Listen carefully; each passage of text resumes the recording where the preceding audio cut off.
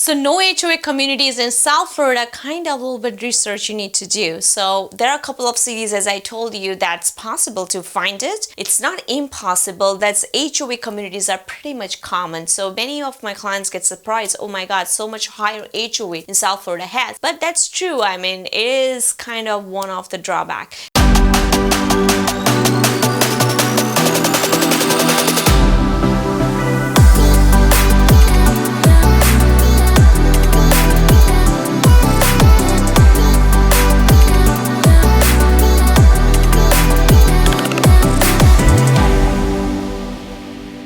If you go on the east side, let's say on a beachside condos, the HOA's common numbers are between $350 to going up to even $1,000 or even $1,500. So depends on the amenities there. But average, I will say the good condos, good view, and that's something will be around $450 to $700. That's kind of average range. If you're on the west side, like, mostly the good school zones, I'm not specifying with the city, but I'm just giving you overview idea though. So if you're in Broward County, then average around $300 to going up to like $700 maximum with the newer communities. And with the older communities, you may find below $200 also. So in a single family, you have a pretty much great choices to find something no HOA. So if you're investing, you want to have a no HOA, then single family would be a great choice. If you want completely no HOA or very low HOA, then also you are pretty much great choice in single families. Townhouses, condos, I would say average runs between $300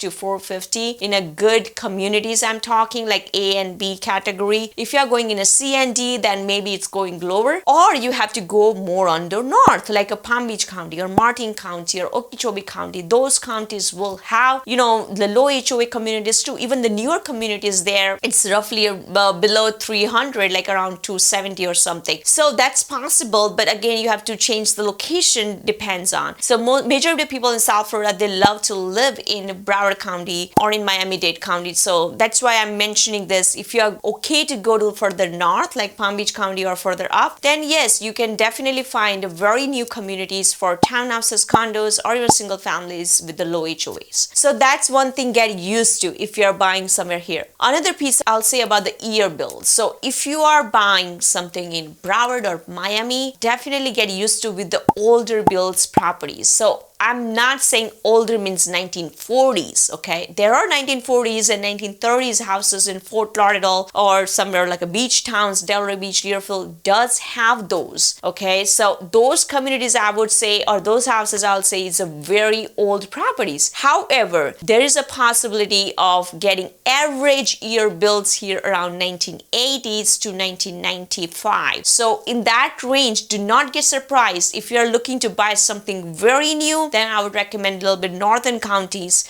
like a Palm Beach County, because those are the cities getting developed right now. It's not completely developed. It's kind of in a process to develop. And Broward, Miami is kind of, all settled. So you will not find even lots here. Like I have a lot of my local clients looking for lots in a good cities like Parkland. It's so difficult to find something there. And if you find it, very expensive. And the same thing for the year built wise, if you are looking for something newer, then I would recommend even buying after 2000 build. That's still newer. I mean, even more newer if I say is 2010 plus. Then the price point wise, you do not have to pay over than even the market value, and is more reasonable number I think you can get the properties for. Because understand this, in Florida, especially South Florida, there are not many new construction. There are not many lots left, and that's why the inventory for newer houses are way less than, I would say some other cities or other areas. Like for example, Tampa is a lot of newer houses, right? Orlando does have some of the counties has a newer houses, but Broward, Miami, it's kind of not possible to get very, very new. I'm not saying impossible, but you do need to pay that number to get the newer house, right? Because the inventory is low. It's always is a game of inventory. The inventory stays low and the demand is higher, you do pay the good number. So talking about the real estate part part,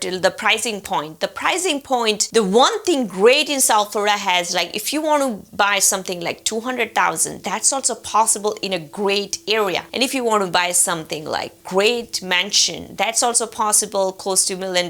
You do not have to spend millions of dollars to have something here in South Florida. So it has a lot of range of houses. Of course, for locals, this market is crazy because they see the prices went up in front of their eyes. But when you're relocating, you need to compare between your state and what is here. Compare by per square foot. Do not just go with the numbers, because the per square foot, that's how you judge the real estate. If you really want to learn real estate, then definitely that's the first lesson, is the learning about the market, learning about the per square foot price of the areas. And it's a simple thing, like if you are in a good school zone, that's goes equal relationship of the per square foot price higher. If you are in a B and C, that's lower than the A, right? So I would say the best way to judge the market is the school zone. So if you're coming with kids, then definitely that's your priority, I guess. If you're coming for lifestyle, then also the one thing you need to look for is the location, and location. Because if you have a great location, you are not going to go wrong. There are